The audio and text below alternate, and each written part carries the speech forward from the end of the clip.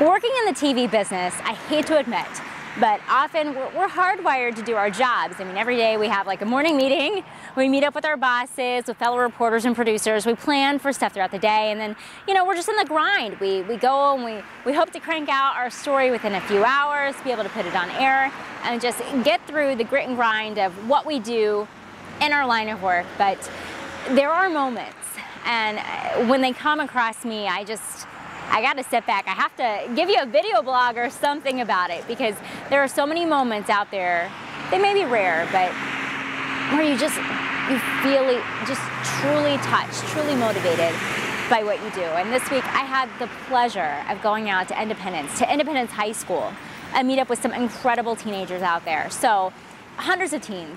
Right now it's homecoming, and so, you know, they're prepping for all the fun of homecoming. We have Spirit Week, you know, the signs, the glitz and glamour of everything blue and gold for those at Independence High. And those Blue Devils truly were angels when it comes to giving back. And so they decided, along with homecoming, of course, there's nominations for King and Queen, and they decided to nominate a young woman at this school, Sarah Greene, who, great girl. She's a cheerleader, active in a number of activities, but she also faces Down syndrome.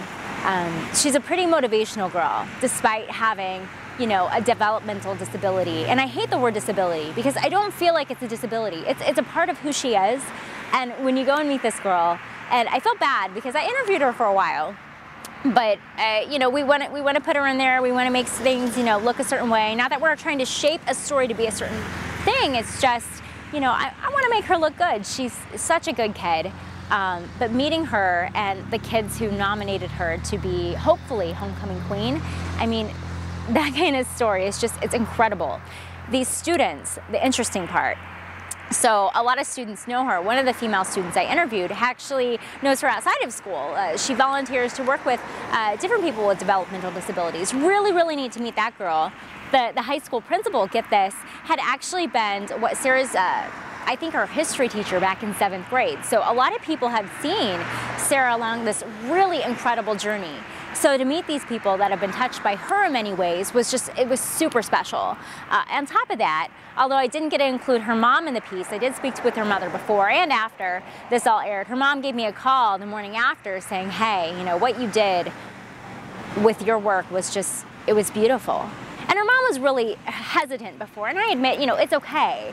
A lot of people, when we ask them to do stories, they're skeptical, they question, okay, are they gonna grill us for certain things? Are we gonna be in trouble? Are they gonna make us look bad? Because understandably, you just don't know what people in news are gonna do. You could give the same story to another news competitor here in town, you could give it to a network.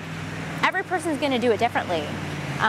But hanging out with Sarah, with the couple hours that I had with her for the day, I got to shadow her a bit, and it was fun. We went to different classes. I got to spend some time with her as she was a student aide in the office. And to me, I mean, just beautiful moments. This girl, she talked to me pretty willingly, which I was kind of surprised. She comes up to me and she's like, she saw that I was from Fox, and she was like, I love Fox. I'm like, oh, why do you love Fox? And she was like, oh, I love Glee. And if any of you have watched Glee in the past few seasons, they're now starting off with their 4th season. They have a student, or I guess I shouldn't say student, an actress on there who portrays a student, and she has Down syndrome. The actress has Down syndrome. And so to have this actress, a person in a similar state to Sarah, it's really inspirational. This girl being an inspiration at her school, she's finding inspiration from other people, of course, and the glitz and glam of Hollywood. The one thing that I really like about Glee is that show, you know, they portray this character in, I think, an honest way in some ways, and a really fun way in others. You know, the character, Becky, who's a cheerleader on the Cheerio squad with Sue Sylvester. You know, she, like I said, has Down syndrome.